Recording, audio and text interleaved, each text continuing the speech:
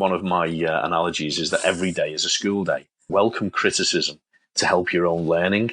Be open to every opportunity when working to deliver a piece of business. Lots of people don't take constructive criticism well, but the way you're going to grow and learn is about looking for that and actively pursuing feedback. Even at, a meeting that you've delivered, a project that's been completed, seek that feedback genuinely and people will appraise. I would absolutely push to say, put yourself forward.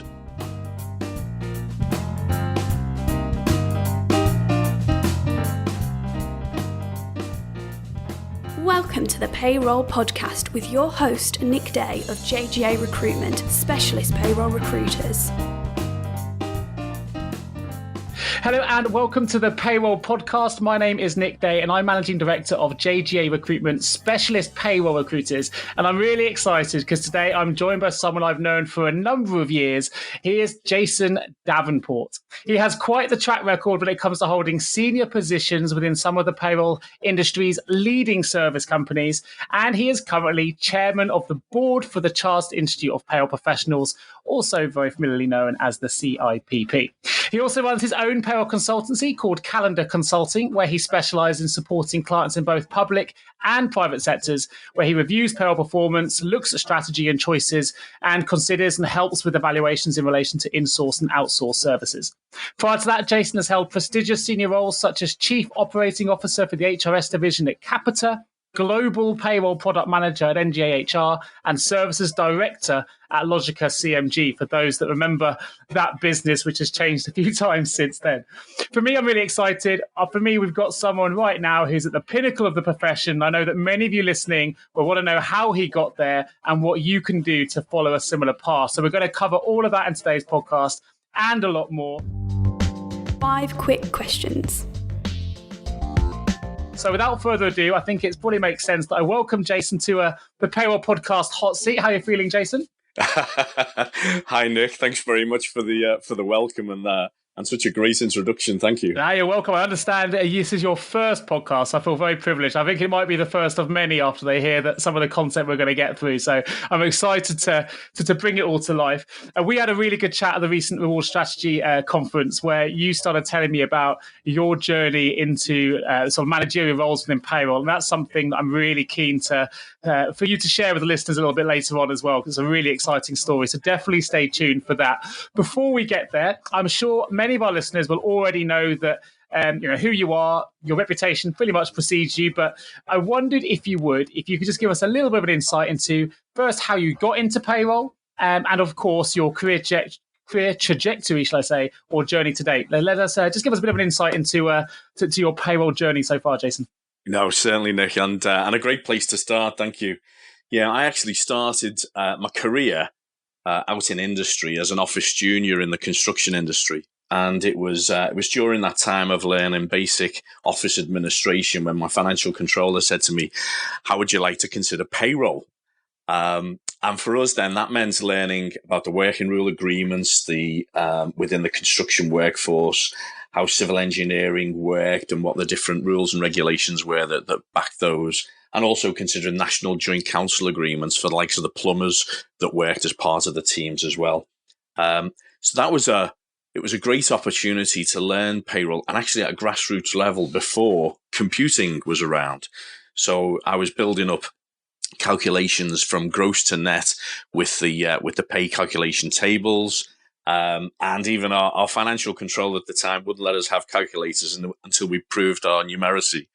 So that was really interesting for me, and I found that I had an aptitude towards both understanding the rules and the regulations, enjoying the numeracy of the work, and because of a large construction workforce that was paid weekly, we actually had the job satisfaction of delivering, net results to the employee base week in, week out, and really felt a great sense of satisfaction at seeing that 100% accuracy delivered week in, week out. I guess to build on your question then about how did my career kind of move from there, I've always built out with a 5-year plan. I've always considered that important for anyone, with a career and how to manage that. And looking around me, I realized that those that got to the top within the construction industry were typically the engineers or the surveyors, the guys that had come up with that construction background. So I really wanted to develop my payroll career, and researched what was happening in the market at the time. And, some 20 years or more ago, the outsourcing remit was really coming into play. And so I looked at different outsourcers and who I might join. And that was actually when I joined CMG, having attended one of their sales pitches to see both what was their offering, but also to hear from some of the sales guys who didn't know why I was asking the question at the time, but to hear from them, what was it like to work within this business? And so I targeted CMG as my place to develop my career further. Now, some people may not be familiar with CMG because I know you and I have been in this industry for a long time. We've seen the changes, the days of Rutherford Webb and Kalamazoo and so on. But for those perhaps a little bit newer to the industry, can you just tell us a little bit about, at that time, who CMG were? Because they were a big player. Indeed, absolutely, yes. So Collins, Mills and Gorman were the original CMG that made Computer Management Group. And they were actually an Anglo-Dutch corporation that dealt with lots of IT capability. And at the same time, they were producing software for the payroll industry. PayFac 2000 was a government public sector based product that was developed by CMG. The founder members, Mills, he actually wrote a whole philosophy about how he wanted a business to be, and it was all built on meritocracy. So it was about what you put in was what you get out, and as hard as you wanted to work, there were no barriers to how far you could go within the business. That set the scene for real open door, open field for everybody to work at. And so I found the working for CMG a real refreshing approach to life and to development as an individual. I'm going to jump in slightly because I don't want to give away I want to sort of prep the story that I think you're about to embark upon, which is quite an exciting one. So just again, give it a little bit of context. So I remember CMG and the PayFac 2000 system sort of many years ago when I'd have clients going, Nick, as you say, public sector clients say, Nick, I need a payroll manager. They must have PayFac 2000 system experience. And as you mentioned, you started in a manual environment and there weren't that many systems around at the time. So PayFac 2000 was one of the real key skills to have back in the day. And CMG were one of the big payroll players in terms of outsourcing providers. But when we met at the conference recently, you gave me a great story, which I think you're just about to discuss then, but to give us some context of how you went from, just joining the business, obviously not being particularly senior at that time, into a real fast track process into a managerial process that ended up with you being a really senior player with CMG. And I think it's without giving too much away, I think it's a business process that many other companies could really do well to adopt. I really enjoyed the conversation. I'll let you deliver it in the way that you did last time because it's fantastic. So I wonder if you could just reshare that fast track process you experienced at CMG that really got you onto your senior payroll journey. That brought you to where you are now. Yeah, indeed, Nick. No, it's as you mentioned earlier, it's a fantastic concept and actually something that businesses may want to think about today in the way that they deliver this. They had CMG had a management development program, and anybody identified to become first level manager, and in CMG days, associate director was that first level of management. If you achieve that level, you had full P&L responsibility for a business, full responsibility for its clients, its team, its budgeting, and everything that went on around that. So in order to get people to that level, they recognized that individuals had to have skills that were broader than what their day-to-day operational skills may involve. So I had a program that supported me in understanding project management, people management, both in terms of performance and also poor performance, promotion and recruitment, etc. Client engagement, a very key part of the role of any director, of being able to speak with the clients, understand their needs, build proposals around that. Bid negotiation and sales and commercial awareness were also very big parts of the skill set that they'd be looking to test. And so whilst on a period of time to fast track and build out those skills, the pinnacle was a 3-day test that was held off-site. Being an Anglo-Dutch corporation, it was either held in London or in Amsterdam. My own was in London. The course was ran by managing directors of the business, and the way it was put together was you were essentially going to role play for the next 3 days. So there might be 5 or 6 people going through this at the same time. Your hotel suite will be your office. And the night before the course began, or the test began, you were given a whole group of folders which were all about this fictitious business that you were now owning. And in effect, the associate director that was responsible had left the business there and then. You were being parachuted in to a business that had both current contracts, current clients. It had opportunities for new clients, new sales opportunities. It had some great staff. It had difficult staff. It had projects that needed reviewing because they were moving into difficulty. So the whole gambit of what you would expect a director to be dealing with on any day-to-day basis was then set out, and your diary was set out as well for the next 3 days with gaps for new things to be put in, but also appointments to be kept. And obviously, in that kind of environment, there was travel time, etc., was factored in the way that it may be to allow for time between meetings and what have you. But the 3 days were then absolutely intense. Not only it's like SAS selection for payroll leaders, isn't it? Absolutely, yeah. That's a great analogy. That's intense. As far as you're concerned, this is absolutely like a real life scenario, and that's the way you've got to try and approach it. Like this has actually happened. You've been, as you say, parachuted in. And the role play didn't stop at any point, did it? The managing directors, even at the bar, even after the so-called day had finished, they were constantly in character. So you had to keep this character up for full 72 hours. That's right. That's absolutely right. Yeah. So the working day may finish, but then you go out to dinner and you had to stay within that. You're talking about your business. You're talking about things that are going on. And indeed, the adrenaline, therefore, was just kicking through your system all the way through that time. In fact, you could tell when clearly the managing directors didn't want to deliberately fail people, but they also, if people were cruising, they'd really turn the heat up. And I was even getting calls in my hotel room at 11 o'clock at night saying, come down to the bar, Jason. And I know they were wanting to do that to try and make sure that I didn't have enough sleep for the following day. But you could also tell that the heat was being turned up when they'd be trying to put more and more appointments in your diary or more things. And there was an opportunity where I rang to speak to an MD that I was told was out the country. And then the next time I rang to speak to him, I was told he was in another meeting at the moment. And I actually turned around to the secretary and I said, well, 2 minutes ago, he was out the country. And I could hear the MDs laughing down the corridor because they realized I'd tripped them up. But I have to say the culmination of that, those 3 days really testing all levels of, project people, clients, sales management, then came to fruition. At the end of the 3 days, we went home. The following Monday, my managing director, he flew up from London to Manchester, Salford Keys, where I was running the team. And he got everybody together and said, right, I'd like to introduce you to your new associate director. And we're giving this business to Jason. And that was such a fantastic feeling. Yeah. As you said, you did the whole Jerry Maguire thing. You didn't sleep, did you? You went full on. You want to make sure you were number one. That competitive spirit came out. But I remember you saying, it tested everything from your people management skills, your project management skills, client engagement skills, things like bid negotiation and sales and commercial skills. So, to have all that in a such a intense environment over 3 days. I mean, you must have actually, not only did you secure the role, but you must have developed your own skill set very, very quickly as well in the way that you approach things and manage, liaise with those with your MDs and the way your thought process worked during that time.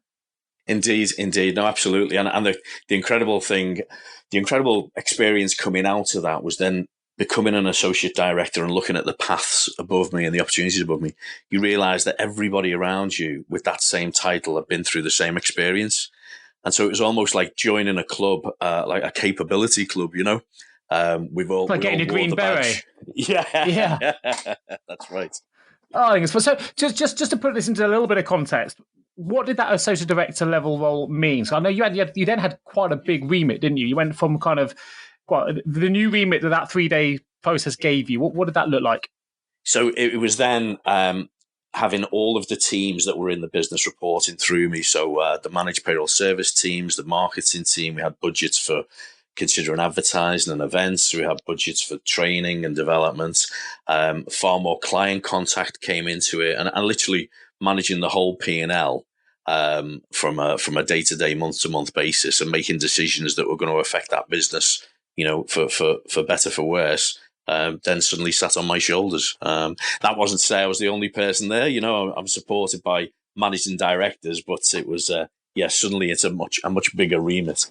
Fantastic. Well, what a journey. That is some journey. As you say, you can't get anywhere without support and peers and collaboration, but, to go through that process. I was slightly jealous when you told me. It's the kind of thing that I think I would have absolutely loved to have been involved in. I'm not saying I've done as well as you did, but right up my street, the competitive aspect, the quick learning, the knowing there's an opportunity at the end of it as well. So, yeah, I think it's a cracking story. So, that got you to the associate director level at CMG. You now had responsibilities, you say, for payroll managed service, big budgets, and so on. How did you then make the transition then from UK payroll delivery into international payroll management? And I guess you've got a lot of experience as well in onshore and offshore payroll operations. So how did that transition come about? Yeah, that was a great question, Nick. With CMG being an Anglo-Dutch corporation, it also was growing quite rapidly at the time. Lots of acquisitions in the marketplace, different mergers. We actually merged with a business called Logica, which so became Logica CMG for a time. And at that point, the business had offices right across Europe, and Coca-Cola Enterprises came out to market looking for payroll services, not just in a single country, but looking at UK, Netherlands, France, and Belgium. And I had the great opportunity to work on the bid. It started looking at it from a UK perspective, but actually then I took on the challenge of going out to our offices in the Netherlands and France and understanding how we delivered services. And actually we didn't have service operation in Belgium. So I subcontracted with a very small Belgium operator called SD Works. And it just shows, that's right, shows the size and scale of those today. At the time, SD Works were the number one operator in Belgium. And without having operations there, we needed to subcontract. And so I got involved in that whole writing up of the subcontract relationship, making sure that we had back-to-back key performance indicators. And in winning the sales journey with Coca-Cola Enterprises, which was working with Coca-Cola US, Coca-Cola Europe, Deloitte, who were their advisors, and our own teams, that really gave me an appetite for international work. So once the contract was fully established and running, I then looked at, I've done a lot of European work. Now I really want to look at further afield, and I looked at further opportunities for global work. And that was when I was delighted to meet Ken Puller for the first time and join his management team in Northgate Arinzo. So you're giving us a little insight there, potentially to another trajectory that you're going through to become a chair of CIPP, because obviously Ken Puller is obviously a key player at CIPP as well. But this was obviously you first met him many, many years ago, which is, I guess we'll come back to that a little bit later on. So what was your first experience then of the services you were delivering with the onshore, offshore delivery model? Because you mentioned there that you introduced the management team at Northgate Arinzo. Yeah. The great thing about Northgate Arinzo, as I joined them, they'd been bought out by KKR, a private equity house, and they were being supported in their whole drive to be truly global, which meant Northgate Arinzo at the time were a UK European-centric business, but they looked to purchase both tactically and strategically other businesses to give them a proper global footing. So they purchased Convergys out in the US and Procedure out in Australia, and a number of other smaller tactical businesses to give them a proper global footing. Then not only did they say, okay, we bought these businesses, they actually put the money where their mouth is and got everybody together. So as operations director in the UK, I was very lucky and fortunate to work with my counterparts across the globe. So I've been fortunate again in my time to have worked across most of the European capital cities, out in Asia and across in the US.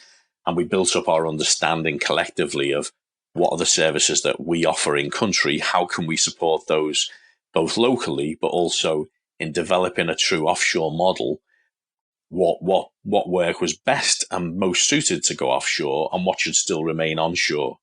And that allowed us to develop the kind of follow the sun approach that was that came about some years ago, where we could best utilize our offshore capability with the time differences. So we'd send work out east as our day was finishing, and as we'd wake up, that completed work would be back ready for us to continue on or to do other pieces with. It really was a very exciting time. And at that point, I got to work out in, a number of the Indian cities, such as Mumbai, Hyderabad, and Kochi, as well as out in the Philippines, in Manila.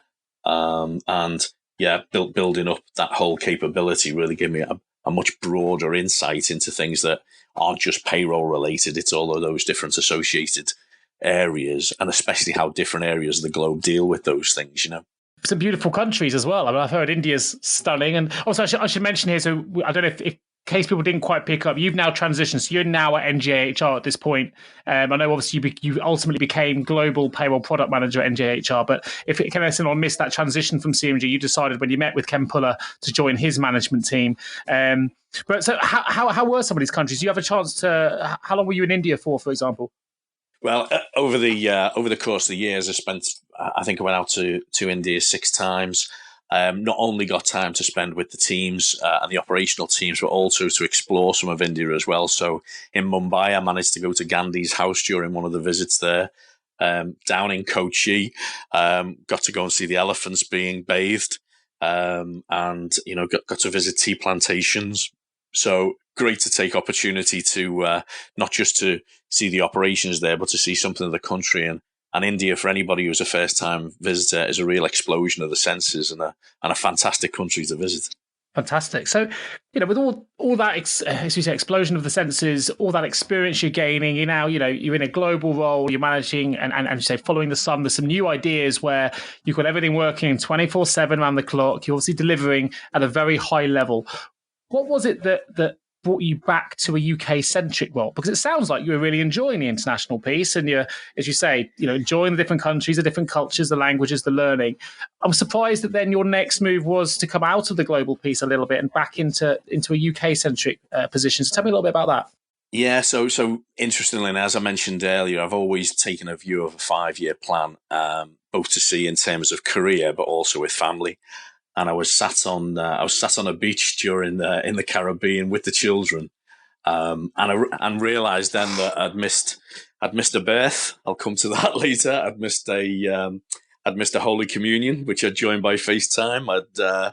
I'd missed a couple of birthdays when I've been working in Athens, and so it was a very conscious decision that said, okay, I'm going to move away from global work and take on a new centric role in the UK. And I asked the children and obviously the wife, Louise, how she felt about that. And they were all very supportive and happy for me to do so. And so I actually took a much reduced role when you think about stretch and breadth and bandwidth within Capita HR Service Division. But I think, as they say, you can't keep a good man down. So I was very quickly promoted through 2 levels to become Chief Operating Officer.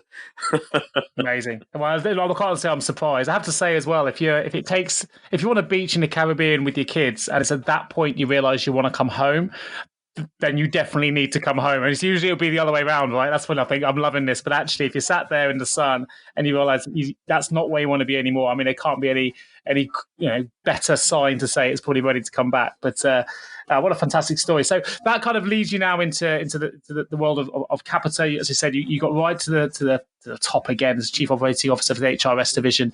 And I know the listeners are going to be keen to find out more about how you then developed your career further again to become chairman of the CIPP, which obviously is a role that you hold at the moment. And of course, your plans for the future, because I will add here that, you do also now have your own business, your own consultancy. And we've got loads to get through today. So, if you stay tuned with us, you're going to find out a little bit more about Jason's journey into, launching his own business and what that means and what he's offering, and also his role at the CIPP and what he hopes to achieve in the future. But before we do, we're going to just find out a little bit more about Jason. If you work in payroll and you haven't checked out our latest song called My Payroll Career, then it's just been released and it's available now on iTunes or Amazon. Here's a little snippet of it to get you started. Enjoy. You see, I love payroll and payroll loves me. I don't mind liaising with HMRC. I love manual payments and calculating S&P. Yeah, payroll is the career for me. And that was My Payroll Career, available now in iTunes and Amazon Play. Right, back to the podcast. Time to find out more about you. Jason, how would your friends or your work colleagues describe you? Hey, great question, Nick, and thanks for that. I would hope and expect the friends would say I was funny, I was caring, and I am dependable. And hopefully that same note would translate to colleagues as well, who might add that I'm very transparent. I'm definitely an open book in the way that I deal with people. I absolutely have integrity, which I think is part of any key role when it comes to being trusted. And hopefully they would say I'm fun to be around. Yeah, well, I can second that a little bit. We've certainly had a few beers over the years, but also great qualities that make for a great chair, right? You need all of those things to be a good chairman. So we're going to get into that a little bit later. Tell me something about you then that perhaps other people won't know about you. Although you may have given us a little bit in your last answer as to why you decided to come back to UK centric role. But what else could you tell us that perhaps other people won't know? Well, let's give you a great headline, okay? I was once bodyguard to Princess Diana. Wow! So there's the headline. Okay, that is a headline. Right? The detail is slightly less glamorous. So it was a friend of mine's father was general manager for the Women's Hospital in Liverpool. And when a new ward was being opened by the princess, he needed to draft in some additional security to help on the day. So I was actually introduced to the hospital staff, especially the catering staff, as special forces. Brilliant. To the current security team, which meant I got an extra large breakfast. There's a lot of theme here running through the SES selection and military operations. I think you might have missed your calling, Jason. What a fantastic! That's brilliant. That's definitely something I didn't know. We haven't had that story over any of these conferences to date, so that's a great thing to bring to the table. Fantastic. So a little bit different. You're abducted by aliens, and you want to learn more about our species. What item would you take with you? Well, having worked globally and being away from the family for periods of time, I'd take a device that enabled me to video conference with home. Great. Any particular device? Anything you're using at the moment? iPad, laptop? Gadget of choice. iPad absolutely is the key for video conference, because then we've got a bigger screen to review on. Yeah, no, we're not sponsored by iPad, but it seems to be a very common response. I seem to be giving a lot of free branding. What game or instrument would you teach them? Well, recently I was in the Canadian Payroll Association conference, and at the end of the conference, I was lucky enough, Ken and I went and spent a bit of time with Patrick Culhane and his wife. Patrick's recently retired as president of the CPA, and they took us out in Toronto. And one of the evenings we spent at home with them, they introduced me to a game called Rumicube, and it's a number strategy game, and it's one that I've recently ordered to get a home for myself with the wife and the children, because it's a really good number strategy game. It really makes you think about how you're looking at it. So Rumicube is the shout out there for a game that I'd take and teach them. Okay, I'll try and find a link. I've never heard of it. I'll try and find a link. And what I'll do, I'll put it in the episode notes. So if any of these, bear in mind, we've got a lot of payroll people listening here who have a passion for numbers, figures, and mental math and arithmetic. You might find we get a little bit of traction on that. So I'll put a link in the episode notes. If anyone else wants to challenge Jason in the future, they can go and purchase that. I'm sure it's on Amazon or somewhere similar. Fantastic. Yeah. What would you tell them about humans? Now, thinking about this one, I think that I would tell them about our capacity to love and to learn. I wonder, Nick, have you ever seen the movie Meet Joe Black? I have. God, a long time ago. Yes. Right. So Anthony Hopkins, if you remember, he plays a billionaire coming to the end of his life, and Brad Pitt plays Death. So Death comes to Earth and he takes on a human form to better understand what humans are like. And in the film, Anthony explains to Brad how love is about trust and responsibility and taking the weight of your choices, and how the depths of his love for his children are multiplied by infinity and take him to the depths of forever. And I think that will give them a glimpse into how wonderful life is to be a human. Wow. Love that. That's deep. God, I'm loving that one. That's great. Let's go watch the film again. Brilliant. Oh, well, that in mind then, what truth or human trait would you hold back? Well, not aware of their motive of why they'd taken me, etc. I would not tell them that humans are fearless and have an incredible capacity for change, because we wouldn't want to give away all of our secrets. So I'd hold that back. Yeah. So we're going back to your strategic SAS thinking here, Jason. I like it. We're always going back to that part. I'm going to ask one final question here then. So if you had any superpower, what would it be and why? A superpower? Wow, it'd have to be for healing. A capacity for healing, yes. And I think that actually is what my name means in Greek. Jason, I think, means healer in Greek, yeah. Fantastic. You know what? I've just done I recorded another podcast on my other channel, the HRL&D podcast, and it was the same answer, same superpower that Joanna Vinacore, who I recorded with, would give as well. So, it's nice to see that the charitable side of the HR and payroll professions coming through, which is good. Well, listen, we're going to jump to a quick advert break here. Then we're going to come back. We're going to find out a lot more about Jason's role with the CIPP, the future of payroll as he sees it, and of course, a little bit more about his own business and how he got started with that as well. So stay tuned. We'll be back in one moment. Einstein famously said that insanity was doing the same thing over and over again and expecting different results. We believe it's time to try a new approach to recruitment. JGA Recruitment specialise in recruiting the top 15% of payroll and HR talent using innovative 24/7 attraction strategies that are proven to improve quality of hire, candidate retention and return on investment. De-risk your recruitment process today and hire better talent faster with JGA Recruitment. Visit jgarecruitment.com to find out more. 5 technical questions. So, Jason, you have been non-exec director with the CIPP for more than 6 years now. You became chair in December 2018. Tell us a little bit about what that role involves. Yeah, cheers, Nick. Being a non-exec meant having to sign up to public life or life in public office. So there are certain rules and regulations and ways in which you mean to carry yourself and to carry your business practice, etc. And actually being, as a membership organisation and being elected to the board those years ago, that was a great honour at the time. Also allowed me to bring all of the experiences that I've learned before around strategy, board direction, and supporting the membership needs and wants, being key to that role. So incredibly fulfilling for me to give something back to the industry as a non-exec, and to be able to support those meetings and directions and view with all of the experience that I previously held. Moving into chairmanship is, although I spent 2 years as vice chair, you never really feel the role until you're walking it yourself. And I'm really enjoying the time that's being spent as chair, both in working with our partners, working with broader industry across the globe with the likes of the American and the Canadian payroll associations. It's just been fantastic. And I take the role as, although it's very much a figurehead, it's also my role as is to support and lead the institute, and so work very, very closely with Ken as chief executive to make sure that the executive and the operational direction is where we'd want it to be. And you've got all of that, big business payroll service provider experience behind you as well to see, I say that because it's those businesses that are always trying to be 2 steps ahead for the future to know what's coming. And I think, that something that's going to be, I'm sure, invaluable to the CIPP is having someone at the helm, yourself and Ken, of course, who have both come from similar environments that are aware of how quickly technology is changing, but also, how that specifically impacts payroll, and legislate, not just technology, but legislation as well, service delivery. And as you mentioned, payroll is going more and more global all the time as businesses go more global. And, you and I met in LA a few weeks ago.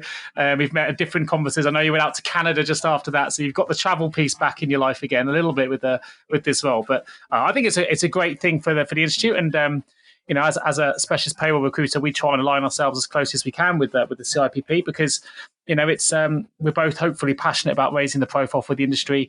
I know that something you've been really passionate about is not just raising the profile of the profession, but encouraging new entrants to the industry to consider a role in payroll, pensions, and reward. And I think it's it's a fantastic role. And I would argue, and I'm sure many would as well, it's one of those pinnacle roles within the payroll professional that you've achieved, which is kudos to yourself, sir. Fantastic stuff. So, listen, what are the targets or objectives for you then as chair of the CIPP? Because I think you mentioned you get a term of 2 years. Obviously, you started in December 18. You've obviously, I would assume, would have achieved some of those objectives. I'd be interested to know what those objectives were that hopefully you've started to see come to fruition. But also going forward, what else do you think can be done to raise the profile of payroll, and not just in the UK, but globally? Yeah, I think, well, first and foremost, in the UK and the Institute itself, we're going to continue to walk the halls of Whitehall and press for positive change where needed in terms of legislation. So that that continues on unabated with our policy teams. What I was very keen to do in coming in as chair was looking at the membership needs and the training and qualifications that are offered to make sure that they're relevant today. One of the great things about having children in my life with and looking at them and how they learn and develop is realizing that with new technology, with new learning styles, we need to continue to evolve, not to do away with the past, but to make sure that whatever learning is delivered is blended in a manner that meets the needs of the workforce today. So we have a couple of task force that have been set up to review that, and we're actually now starting to enable some of the objectives that were and some of the recommendations that came out from those task forces, which takes some time to deliver, but we're absolutely on the road to deliver those, and I'm looking forward to tutor training in July to speak to the CIPP tutors about what that means for them. Great, fantastic. I was delighted to be fortunate enough to be involved in one of those task forces as well. So, I can firsthand say that, the CIPP really did reach out to, everyone in all walks of the industry, not just, those processing and managing, but those that see it from different eyes to try and, get the opinions of everyone to try and make it more relevant. So, I've firsthand seen your influence in some of those changes, which is great. What about on the global side? What's the CIPP doing to sort of raise the profile globally? Because we're seeing businesses now we're in an era of globalization, although that's been said for years now, but you see it more and more now. In particular, we're getting a huge rise in international payroll people being required, and companies taking on or merging or acquiring other companies in different countries. What are the CIPP doing to raise the profile of payroll globally? I think one of the key things that we reviewed quite recently in terms of strategy was wanting to make sure that we are focused and deliver well within our particular subject matter expertise. So within the UK, CIPP very focused on delivering to our UK membership and for their needs. And that doesn't mean to say that we're not looking at other areas, but we wanted to be master of one rather than a jack of all trades, if you like. But in linking to global work, it's still incredibly important to us to work alongside our colleagues in other countries, and that's why we have such a great working relationship with the US and Canada. Our working relationship continues to grow with Southern Ireland, with South Africa, with Australia, and we're very keen for other countries to join us as well in terms of how we signpost and work together. So there will be some areas that we would absolutely signpost towards a different country because that's the specifics of what might be needed by the membership. But there are other areas where we can help and support when it's maybe a more general piece in terms of, what does global work look like? What do I need to consider as a global manager? And obviously we work with some great people and colleagues alongside that who bring their experience to bear for us as well. So I think in a nutshell, Nick, it's very much about signposting where appropriate, but taking account where we need to. And continuing to listen to the membership and their needs.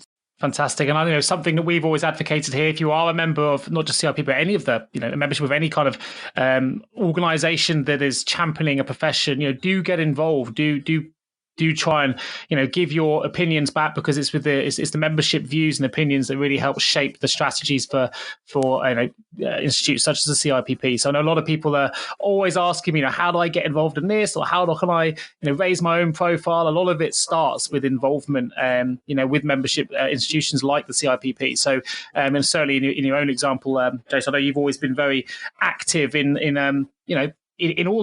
raising the profile across the board. And I think there's, if you're listening to this and you are a CIPP member and you have something on your chest that you want to suggest, then, there's a platform there for you to do it. And, I would definitely recommend that involvement as much as possible.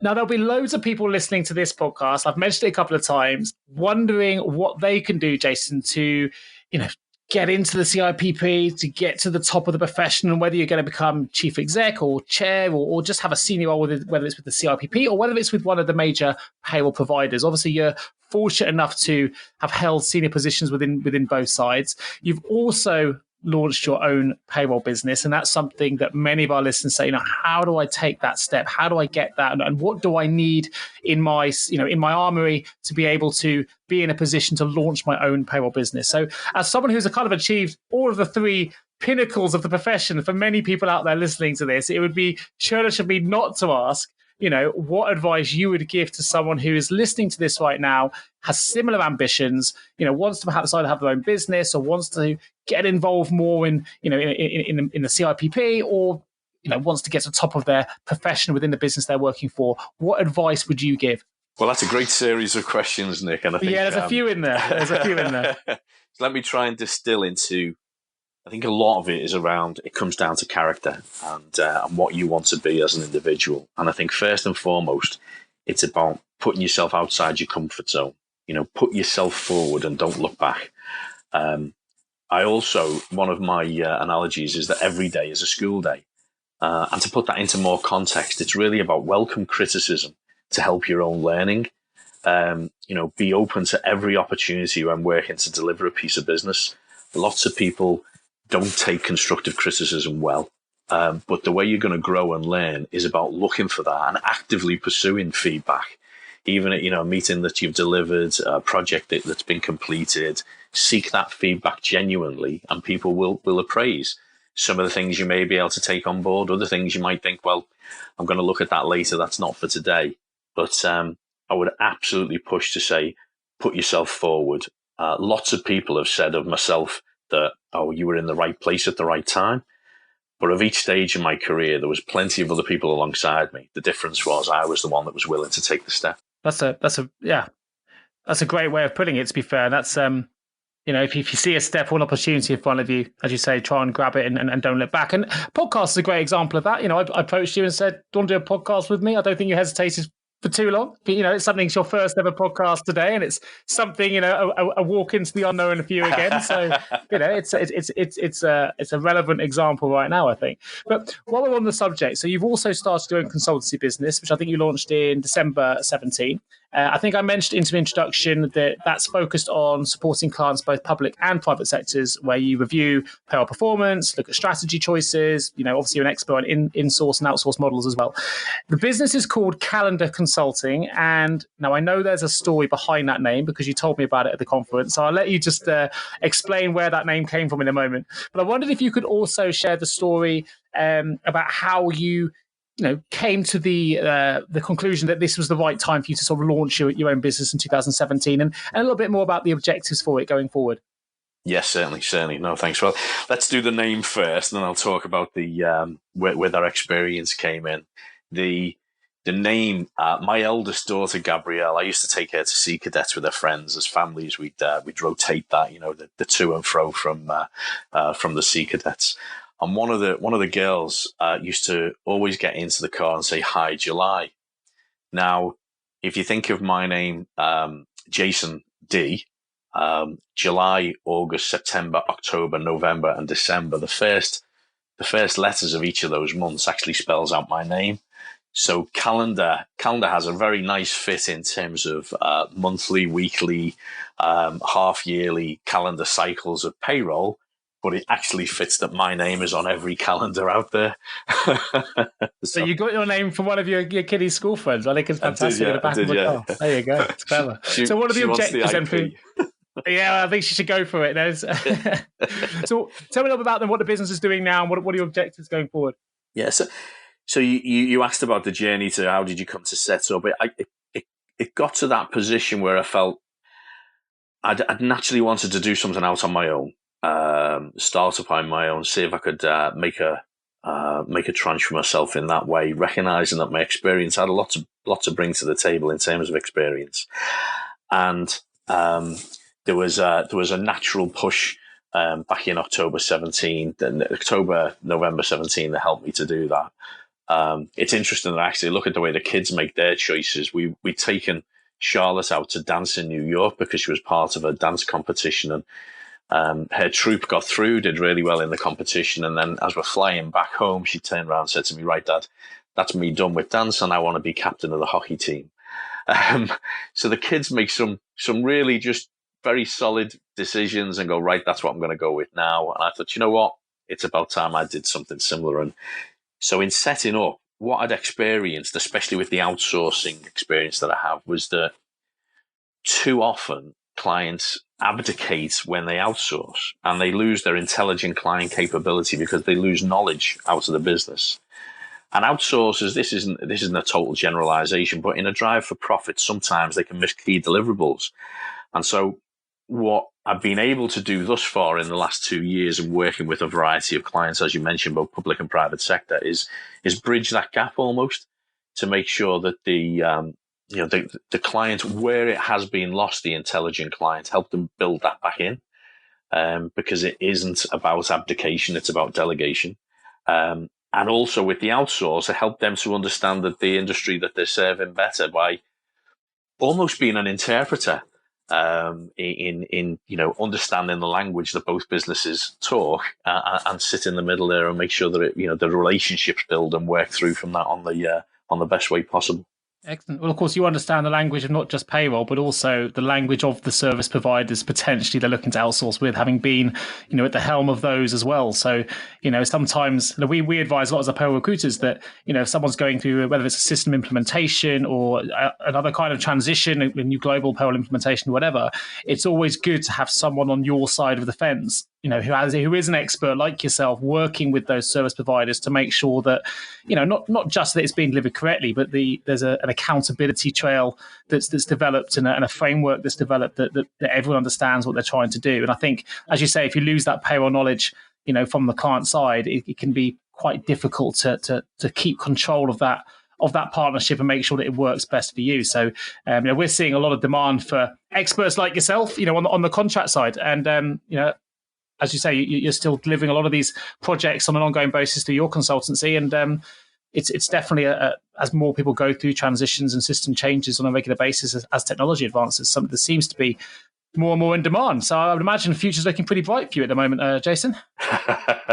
Thanks, Nick. Thanks. Well, so we're going to open the payroll vault. Entering the vault. What is one piece of advice you would give to someone working in payroll right now? I think I would tell them to take every opportunity you can to develop more, and don't wait to be asked. Put yourself forward. If you know you can make a difference, put yourself forward. Excellent. With the benefit of hindsight, what would be the one career decision you would change? Now, I've been very structured in my career choices today. So I've always had a plan for where I want to be, and I've changed my career, as you've heard, to fit with that plan. However, when Charlotte was born, she's 14 on the 29th of June. And if I could change anything, it would be that I was here in the UK when she was born, because I was actually working out in Brussels. Ah, bless you. Yeah, I can understand why that might be something you'd want to change. But hey, so she since had developed a friend that gave you a company name. So, Yeah. If you had the power of foresight and could change the entire payroll industry with one action or improvement, what would that action or improvement be? I would dispel the myth of pressing the magic payroll button. And all that works, raising the profile of the industry is all about recognizing the value of the profession. It's often unsung until something goes wrong. And too easily is payroll referred to as, that's just pushing the button. So yeah, I would look to dispel that myth. Yeah. The big magic red button. Now, interesting, it's going to give me an opportunity to give a little bit of a plug for something that's coming, actually, now you've mentioned that. So while I have listeners on board, if you're still with us at this point, there is going to be a new podcast coming out soon. It's probably going to be, I think, only 6 episodes long. It's a bit of a fiction stroke factual based on facts sort of podcast. I don't want to give too much away, but it's called The Payroll Apocalypse. And I will mention that magic red button may make an appearance in the first or second episode of that podcast. So look out for that. I'll be advertising it shortly. It's going to be a lot of fun. And actually, I will need everyone, including Jason's, I would imagine, input into that podcast to see how it develops. So stay tuned. Keep an eye out for some advertising. It's going to be coming out on LinkedIn and other social media about the Payroll Apocalypse podcast. It's going to be launching, I think, in mid to late July. But that magic red button, as you say, that people think that payroll people will press to run the payroll will definitely be front and center of a particular episode. So stay tuned for that. Anyway, back to the vault. Jason, who motivates you and why? Oh, I have to answer that one with my children. Watching their approach to learning, watching their approach to new technology. My youngest, Patrick, who's now 11, he doesn't even type. He just speaks to Siri and tells Siri, send Dad a text to say I'm going to be in 10 minutes. So he doesn't even type out the text himself. He just tells Siri what to do. And I think their approach and use of technology is just fantastic. Yeah, it's amazing. My daughter's the same. She'll walk in and say, Alexa, set an alarm for 5 minutes. I've just realised I've got Alexa in here. It might just have set it in the background. You'll hear it repeat itself. If you didn't work in payroll, what would you be doing? Do you know what? I've really enjoyed working with people, and having had the opportunity to support and develop so many people in the industry over the years, I guess I unofficially spend a lot of time coaching and mentoring, and perhaps doing that on a more permanent footing would be very enriching. Great.